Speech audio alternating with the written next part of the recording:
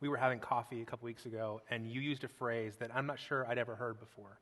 You used a phrase with me, and the phrase is calculated vulnerability, which initially I kind of bristled at because I'm like, that kind of seems like I'm playing a game or it's not genuine, but you expressed this in a really, I think, helpful way. So what does calculated vulnerability do to help build a healthy relationship? Right.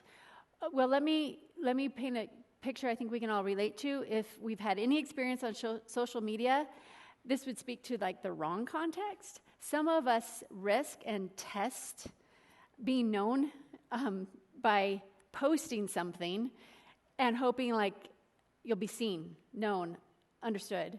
And that is a dangerous form of vulnerability. A calculated vulnerability is approaching the relationship in a one-on-one situation, not to the masses. Like that's not where intimacy is developed, because what we're talking about is intimacy. Which is not just in terms of a couple and some sort of physical experience. Intimacy is a much bigger term. Our soul to feel seen and known and safe. And so calculated vulnerability, I'm like object lesson person. Well, you guys bring up props when we have therapy. I know I'm going to need help after that. So, if I give you, this is your hand, and this is my hand, and this is what I've been dealt with in life, right? And so I might have an opportunity to have a conversation with you, and I don't know you very well, and so I'm going to give you maybe a 3, like something that's not real of high value, and just put that out there and see what you do with that. If you do nothing, I'll just wonder, like maybe you didn't hear me, maybe you're feeling nervous, so maybe I'll up it a little to a 4 and see what you do with that. If you respond in a way that makes me feel like you're listening to me, that's called like a match. So maybe you have something in your hand. Maybe I have an 8. Well, now, if you give me an 8, not only do I feel like you hear me, but you are matching my vulnerability and upping it. You've matched +1 me. And so that looks like, wow, when you said that you were having a really hard time over the holidays, if I'm being honest with you, I struggle a lot. I feel very alone, and I feel like everyone wants me to be happy, and I'm just trying to get out of bed. Not only did you hear me, but you gave me something even more about you, and you matched me, which makes me say, you know what, that felt good. I think I'm going to go there with you, and I'm going to give you my face card. Well, you know why I felt so lonely is this is the first year without my loved one, and I just haven't even wanted to say that out loud.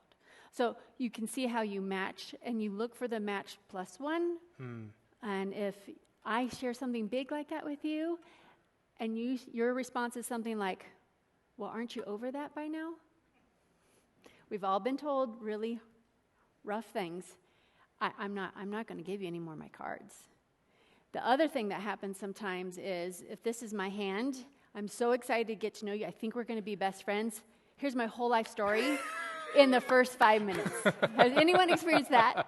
And then you're scared of me, and then you run off, and then I think, I've tried this.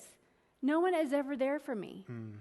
And we're not gauging. We're not calculating our vulnerability in a healthy way. Now, one of the things that this triggered in the first service is there are some times where I'm worried about, like you were, playing my cards. Yeah. But then there's another part of it where I want to be the kind of person that somebody can be vulnerable with. Yes. And I know at times that I may not be helpful. I may respond in the wrong way. I may say the wrong thing. I may realize later, oh, that was what that was. I totally missed it.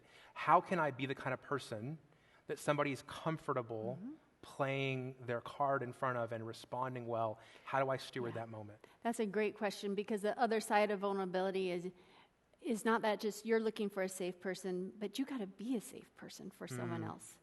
And so oftentimes what happens is you're holding your cards, I'm holding mine, and you're sharing something really, to you, risky, and I'm just like, what am I going to say next? What am I going to, like, you're thinking about your response. That's not being a safe person. It's laying your cards down and tell me more. What was that like for you? I can remember a time, but I don't want to make it about me, so in fact, just tell me more. So So becoming a safe person and not distracting yourself with your own pain, being able to sit in the awkwardness and the pain without just using, like, there's a way to use Scripture to edify and to encourage and bring hope, and then there's another way to use Scripture to clean up the messiness so you don't feel uncomfortable in a hard situation. And that's where I'd encourage you to be really locked in on, what is that person asking of me right now? Maybe it's just silence. And we forget that if we feel nervous because we are being invited into someone's sacred place, that we can just say, this is hitting me deep. I don't know how to respond to you, but I want you to know I'm here. If you're okay with this, I'm just not sure what to say. Like, that's being vulnerable. That's acceptable. You don't have to have an answer. And I think sometimes we want to feel like we gave the person something, but giving them our attention and dignity and compassion versus criticalness is huge.